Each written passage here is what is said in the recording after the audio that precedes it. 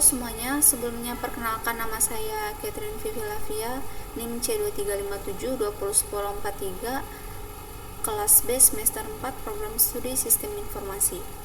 Di sini saya ingin membuat sebuah video untuk memenuhi ujian tengah semester mata kuliah pemrograman berorientasi objek. Langsung saja, di sini saya sudah memiliki link tugasnya, yaitu membuat video dengan konten sebagai berikut. Untuk perintah yang pertama, silahkan minta chat AI bebas pakai apa saja untuk memberikan penjelasan dalam bentuk teks dari kode-kode program kelas DML. Kemudian perintah yang kedua, tunjukkan secara langsung prompt atau perintahnya, tunggu sampai hasil generate chat AI selesai. Kemudian perintah yang ketiga atau yang terakhir, tampilkan teks penjelasan dari chat AI secara langsung dan berikan penjelasan tambahan menggunakan bahasa Anda sendiri dari masing-masing kode program. Baik, langsung saja. Di sini saya membuka aplikasi Notepad. Di sini terdapat kelas DML yang sudah saya buat kemarin. Langsung saja saya salin semuanya, kemudian saya copy. Di sini saya menggunakan ChatGPT sebagai AI-nya.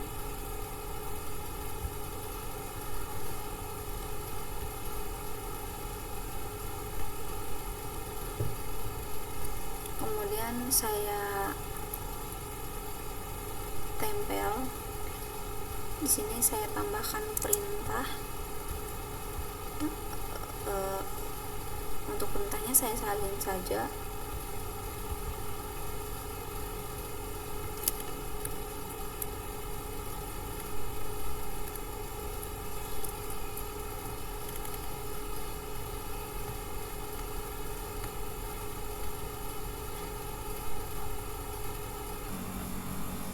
Baik, jadi ini merupakan jawaban dari kode-kode program kelas DML yang saya masukkan.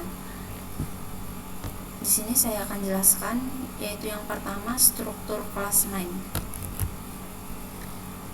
Kelas main mewarisi extend dari kelas koneksi, yang artinya kelas main akan memiliki akses ke properti dan metode dari kelas koneksi. Umumnya, koneksi digunakan untuk mengatur koneksi ke database dan menyimpan objek PDO dalam $keys DB. Jadi kelas main ini merupakan turunan dari kelas koneksi, yang berarti semua properti dan metode dari kelas koneksi dapat digunakan dalam kelas main. Kelas ini berfungsi sebagai pembungkus atau wrapper untuk memudahkan operasi terhadap database menggunakan gaya pemrograman berorientasi objek. Dengan kelas ini, kita bisa membangun query SQL seperti select, insert, update, dan delete dengan cara yang lebih fleksibel dan terstruktur menggunakan metode chaining. Hal ini sangat berguna untuk meminimalkan penulisan query secara manual. Kemudian yang kedua, yaitu properti kelas. Yang pertama, file, menyimpan kolom-kolom yang ingin diambil dari database. Kemudian yang kedua, table, yaitu nama tabel yang digunakan dalam query. Kemudian where, yaitu syarat untuk query where. Kemudian order, yaitu urutan pengambilan data atau order by. Limit merupakan batasan jumlah data yang diambil atau limit. Kemudian yang terakhir, yaitu data yang akan dimasukkan atau diperbarui dalam operasi insert atau update. Jadi kelas ini memiliki 6 properti utama, yaitu $files, kemudian $table, kemudian $where, $order, $limit, dan $data. Properti ini bersifat privat agar hanya bisa diakses melalui metode di dalam kelas itu sendiri. Masing-masing menyimpan bagian dari query yang sedang dibangun, seperti nama kolom yang akan dipilih, kemudian nama tabel, kondisi where, pengurutan, batas jumlah data, dan data untuk insert atau update. Properti ini memungkinkan query SQL dibentuk secara dinamis dan modular. Untuk yang ketiga yaitu metode select. Metode ini digunakan untuk menentukan kolom-kolom yang akan diambil dalam query select menggunakan function get args dalam kurung agar bisa menerima banyak argumen sekaligus, mengembalikan objek itu sendiri dalam kurung $t agar bisa digunakan dalam bentuk metode chaining. Jadi metode select ini digunakan untuk menentukan kolom mana saja yang ingin diambil dari tabel database. Metode ini menggunakan function get args dalam kurung untuk menampung semua argumen yang dikirim, sehingga pengguna bisa menyebutkan satu atau beberapa nama kolom sekaligus. Hasilnya disimpan ke dalam properti $files. Metode ini juga mengembalikan $t yang berarti metode lain bisa dipanggil langsung setelahnya dalam satu baris. Kemudian yang keempat, metode form, yaitu menentukan nama tabel yang digunakan dalam query. Jadi metode ini menyimpan nama tabel yang ingin digunakan dalam query ke dalam properti $tabel.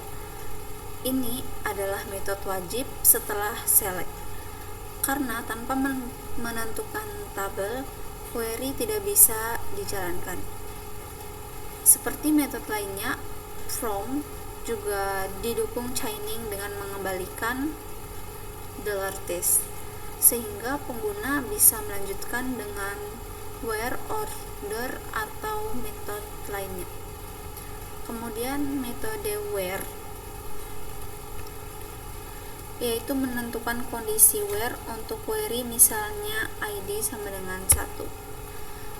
Jadi metode ini menyimpan kondisi filter dalam query SQL ke dalam properti where.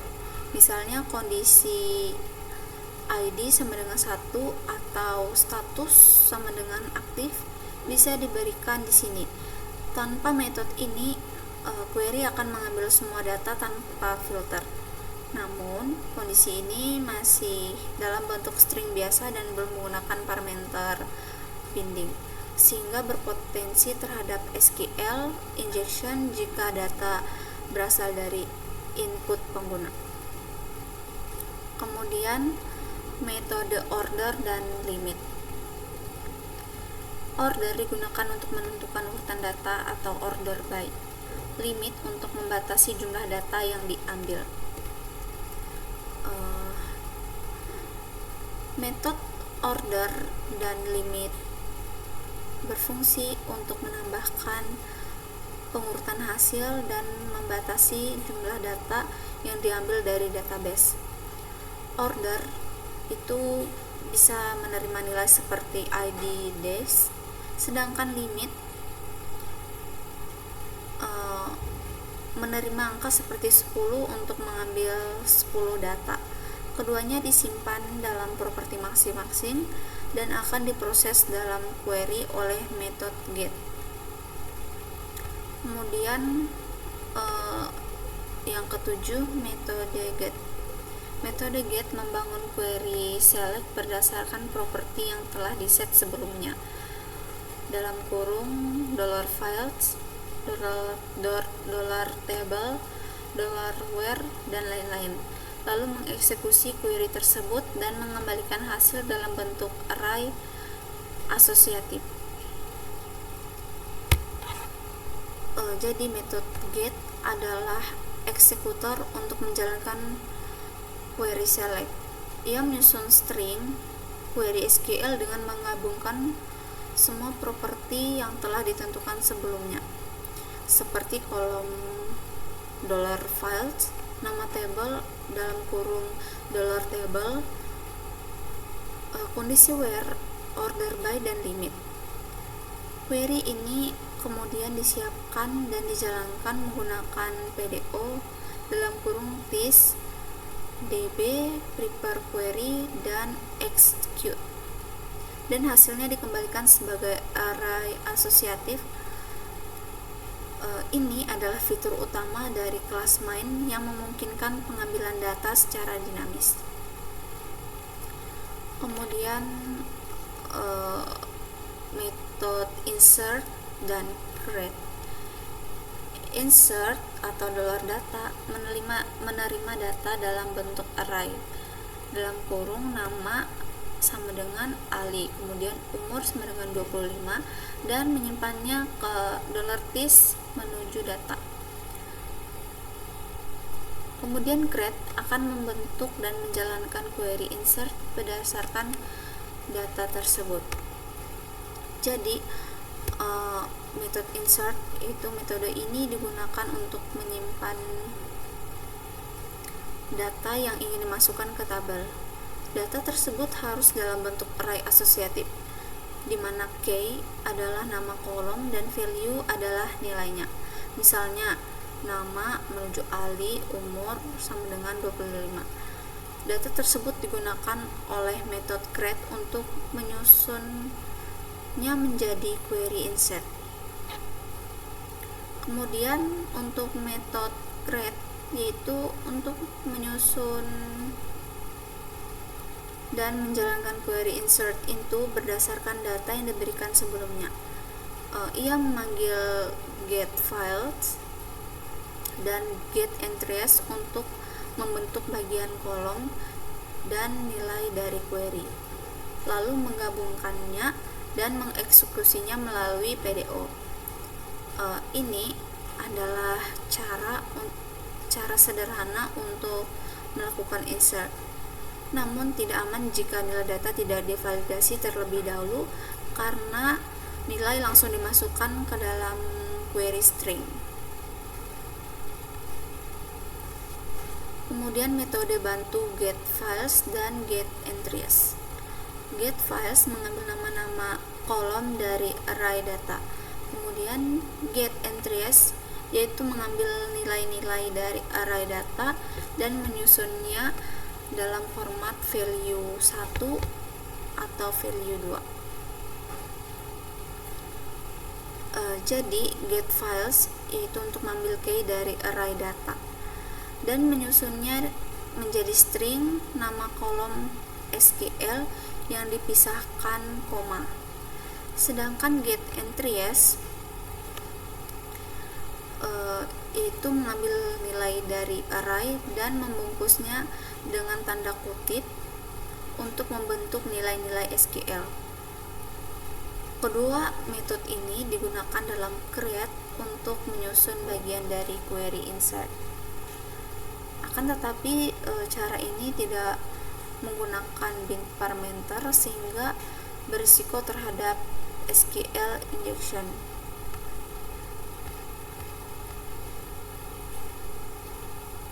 Kemudian di sini terdapat